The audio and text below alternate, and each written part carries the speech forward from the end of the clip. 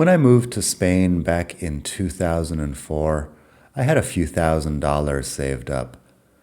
The exchange rate on the day I arrived in Madrid was $1.26 for €1. But the euro was rising. Over the next few months, as I tried to get settled into my new life, the value of the dollar fell by 10 cents to $1.36 per euro. My dollar-denominated bank account was looking smaller every day. Here I was, just trying to rebel against society by moving to Europe and avoiding a job in a cubicle for a few years. And now I was in the midst of a currency crisis. Or not. In hindsight, that was just one little peak in the graph of the USD to euro exchange rate. There have been several others. But when you're living abroad and your four-figure bank balance is rapidly falling and you don't have a steady income, any movement in the currency markets can make or break you. This one was breaking me. I recovered when I started teaching English in Madrid.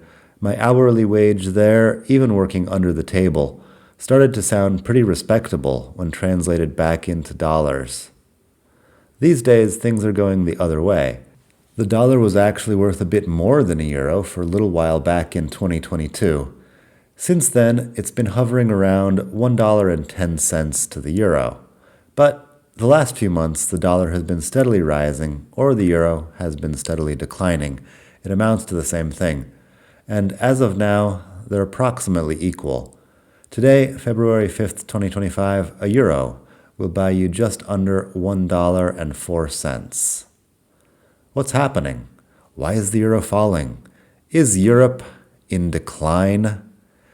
Hey everybody, it's Daniel. Welcome back to Spain to Go, the best podcast in the entire multiverse for all things Spain. This is episode 97 about Trump's tariffs, the decline of Europe, and the fall of the euro currency. All that sounds a bit more dramatic than what we're actually going to get into.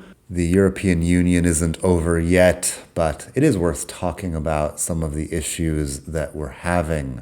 If you enjoyed this podcast, please head over to expatmadrid.com/donate and send some money. You can send any amount you want. It all helps. I keep this free and I do it in my free time, apart from running a business, because I enjoy talking about Spain. I enjoy learning about Spain. I do a lot of research for these, which is sort of an interesting intellectual exercise. Anyway, if you enjoy it, please expatmadrid.com/donate. You can send me €3. You can send me €300. With the favorable exchange rate, I will get more for a smaller donation on your end. So feel free, any amount that you're comfortable with, expatmadrid.com/donate. Okay, back to the decline of Europe. I don't want to go way over my head here discussing economic issues I don't understand. I also don't want to spend the next week researching currency markets. So let's just say that exchange rates depend on several factors. Interest rates, inflation, and the economies of various countries seem to be important, as is political stability and the trade situation. These days, with Donald Trump back in office as president of the U.S., one of the big watchwords in global politics is tariffs. You know, those boring taxes on international trade we learned about back in high school. Well, I'm no expert, but people over at The Guardian and elsewhere are suggesting that just the threat of tariffs on EU goods is enough to push the euro down. If you want to know more about how money works, I recommend the book The Price of Money by Rob Dix. I believe Rob Dix also has a podcast, but I haven't listened to it. I think it's a personal finance podcast of some kind. Dix is D-I-X, Rob Dix. And you can never go wrong with a bit of Basic Economics by Thomas Sowell. His discussion of tariffs and international trade is very interesting, as is everything else in that book. So what's up with the global currency market? The currency market is the world's largest investment market by far, moving $7.5 trillion per day. That's light years ahead of the New York Stock Exchange, for example, which sees $117 billion in trades per day. That data comes from the website Investopedia. Personally, I stay the hell away from anything that sounds like day trading. I don't do Forex, I don't do Bitcoin or anything like that. But if you have a bank account in the US and another one here in Europe, you're probably involved in currency trading, whether you want to be or not. On the expat groups on Facebook, a lot of people are talking about moving money abroad. Often, they're hoping to buy homes in Spain. In that case, if you have to move many thousands of dollars from a bank account in the US to another here in Europe, every movement in the exchange rate matters, and so do the fees. Do some research, but for smaller transfers, I always use Wise, formerly called TransferWise, which you can and should sign up for with my affiliate link. I'll put it in the show notes. You can get a free transfer of up to $500 or euros, I believe. Anyway, I like Wise a lot for their multi-currency account. Also helps when you're going to India, for example. That's another story. Or if you're going to the UK, you can start a balance in pounds or just spend money in whatever currency you want. It's a great service. Anyway, my affiliate link is in the show notes. Check that out as well. Back to our regular programming. When Morena and I were buying our house here in Barcelona a couple of years ago, I used some other service for a few larger transfers. I can't for the life of me remember what that service was called. In any case, I'm not willing to predict what's going to happen with the dollar and the euro in the future. Anyone who says they can predict something like that probably has some shady agenda, in my opinion. But it is interesting. And it makes me think about several other topics I've read about in the last year or so. When talking about the decline of the euro, a very large elephant in the room is that European economies, on the whole, aren't keeping up with the US anymore. There are a few big reasons for this. Efficiency in Europe is lower than in the US. There are mountains of red tape keeping people from starting businesses. Taxes are higher. And salaries in the EU aren't great, which means that a lot of talented people prefer to live and work in the US if they can. Brain drain is real. I keep seeing articles online comparing offers for top jobs in Europe to ads looking for gas station managers in the US. As it turns out, you can earn much more working in the US, even if your job doesn't sound very glamorous. Also, there was a recent online kerfuffle, it's really dumb, don't even Google it, about how managers at US Chipotle restaurants can earn around $100,000 a year. Of course, kids don't go to school for the better part of 2 decades dreaming of becoming fast food managers. But here in Europe, it's equally bizarre that people are expected to get a master's degree and speak 3 languages in order to work in reception at a hostel or fold sweaters at Zara. The average salary across Europe is about 38,000 euros per year, whereas in the US it's $62,000. Here in Spain, of course, the average is even lower than the European one, at a bit less than 24,000 euros a year. So even with the euro being a bit stronger than the dollar, there's definitely a large salary gap. Anecdotally, here in Spain, I know a whole lot of educated and intelligent people who speak multiple languages and work in the service industry for 1,300 euros a month. It's not ideal, but that's just what's available. Meanwhile, the Spanish government is now trying to reduce the number of hours in the work week, which sounds nice if you're some sort of office worker who stands to benefit from that sort of thing, but it seems unlikely to make the economy more competitive moving forward. But isn't Europe a socialist paradise, I hear you say?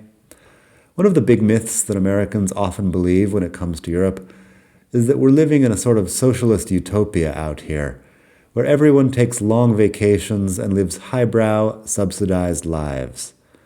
Well, I don't know about everywhere else in Europe, but here in my neighborhood in Barcelona, that sort of thing just doesn't ring true. It is true that Europe is a bit more equal than the US, if you don't count things like the existence of literal royalty. And the free health care is nice, But it's unclear what the future of Europe's welfare states looks like. With a rapidly aging population and massive immigration in many countries, the welfare systems are now being stress-tested in ways their designers in decades past couldn't possibly have foreseen. The recent conversation about subsidies here in Spain has been a bit heated because the government, which does not have a majority in the parliament, was having trouble passing a law extending the 50% discount on public transport tickets. I don't really know where that ended up. It's sort of a boring topic. But in my case, I spent the last year paying 160 extra euros every month in self-employment taxes, only to save 22 bucks on my Metro pass. So it's not like I'm actually coming out ahead on these subsidies. Your mileage may vary. Of course, these socialist-leaning systems also have their downsides. If you own a business like I do, your life is going to be pretty expensive and complicated, at least here in Spain. I get the impression that other countries in Europe make business ownership a bit easier. But here in Spain, at least the anti-business culture seems to think that wealth is created by government bureaucrats, not entrepreneurs. So imagine. The laws designed to protect workers' rights can also backfire when it becomes almost impossible for business owners to fire people, even for extreme laziness and incompetence. I worked with people back in the day who were just too senior to fire. The severance they were owed would have been tens of thousands of euros, and it was easier for the owners just to pay them their minimal salaries to go through the motions for a few more years until retirement. I shudder to think of the same thing happening in other Spanish companies because it brings down the whole workplace vibe, having people who are useless but also too expensive to fire. Someone I know who works in middle management says she has a yearly firing budget. She often wants to fire somebody or other for being total dead weight on the team, but has to wait for the next fiscal year. If she presses too hard for them to actually do their jobs, they go on sick leave. An economist would probably have some euphemism to talk about this situation politely, inflexibility in the labor market or some such. To me, it just sounds like a shitty system for getting things done. In any case, I am against doomerism on both sides of the Atlantic. I've been here in Spain, like I said, for over 20 years now, and in that time, I've heard from plenty of people that the US is done for. "How do you feel, Daniel?" they would say, "knowing that your currency and economy are on the brink of collapse?" Or, more recently, "What do you think about the undeniable fact that Donald Trump is your new king for life and that US democracy is over?" I used to take these sorts of questions more seriously. What does this person know that I don't? But at this point, I've heard it all so often that it doesn't affect me. Doomerism is easy to fall into, but rarely justified. That goes for the US and for Europe as well. In fact, I remember hearing about how the European Union could soon collapse all the time during the big economic crisis. That crisis lasted several years, and it was quite a difficult period for a lot of people. But we muddled through and regained some sort of normality just in time for the stupid COVID-19 panic. When we came out of that one, we had the war in Ukraine and the promise that skyrocketing energy prices would ruin everything that Europeans had spent 2,000 years building. I'm exaggerating slightly, but it was something like that. Anyway, apart from a few months of very high inflation and the fact that olive oil went up to about 10 euros a liter, we seem to have passed the worst of that crisis as well. I can now report that olive oil is back down to 6 euros and change at my local Mercadona. And now I wait with barely contained excitement to see what the next crisis will be. According to Enrico Letta, interviewed recently in La Vanguardia newspaper, the next existential threat to Europe is Donald Trump and his tariffs. Letta, who was once Prime Minister of Italy for almost 10 months, may know what he's talking about. He may be right, or he may be wrong. Only time will tell, and I remain skeptical. That's about all I've got for today. For a lot more about Europe's decline, you could check out an article in politico.eu. It's called Europe's Slow Agony of Decline. Well, actually, it's called von der Leyen's Mission. Stop Europe's Slow Agony of Decline. I'm not certain about the pronunciation of von der Leyen. We're talking about Ursula von der Leyen, who is the head of the European Commission. I don't know if everyone else out there totally knows what the European Commission does. I personally don't, and I suspect that all of these levels of government at the local, the regional, the national, and then the European Union level are just as confusing to people who were born and brought up in Europe as they are to me. I do know that they're responsible for a lot of the red tape that you have to go through if you want to do anything at all. In other news, you could go by expatmadrid.com and read my recent article about India. I wrote a slightly longer article about my trip to Kerala and Tamil Nadu, pronunciation, with my wife recently. My wife, who is from there, liked the article a lot, so if that gives you some idea, you can check that out over at expatmadrid.com. I also have several other articles about India if you're interested in that sort of thing. I'm not sure if I'm going to make a podcast episode about that one. I might not. We'll find out. It's longer, and the topic of India is pretty far away from the topic of Spain, so who knows? If I find time, I'll do it, and if not, then not. We're coming up on episode 100 here. If you have any great ideas for how I should celebrate episode 100, just let me know. I am also available on Instagram. Available is the wrong word. I'm also present on Instagram. You could follow me over there. Just look for my name, Daniel Welsh. Send me a message about what you enjoy about this podcast. And like I mentioned earlier, you can also send a donation at expatmadrid.com/donate. That will take you to a separate page where you can use various methods of payment to send me some money. I appreciate it. Your generous donation will go to support my coffee and sparkling water habit these days. And of course, it'll help me buy some of the books that I use for research for this podcast and the blog. If you're interested in learning Spanish, you could go over to YouTube and look for Learn Spanish with Daniel.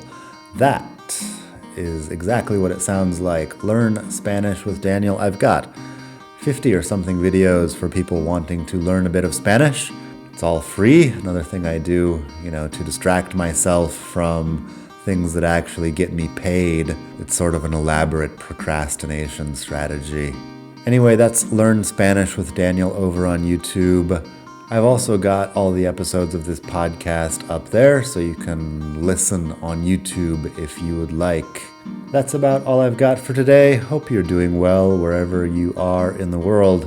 Until next time, hasta la próxima. Bye.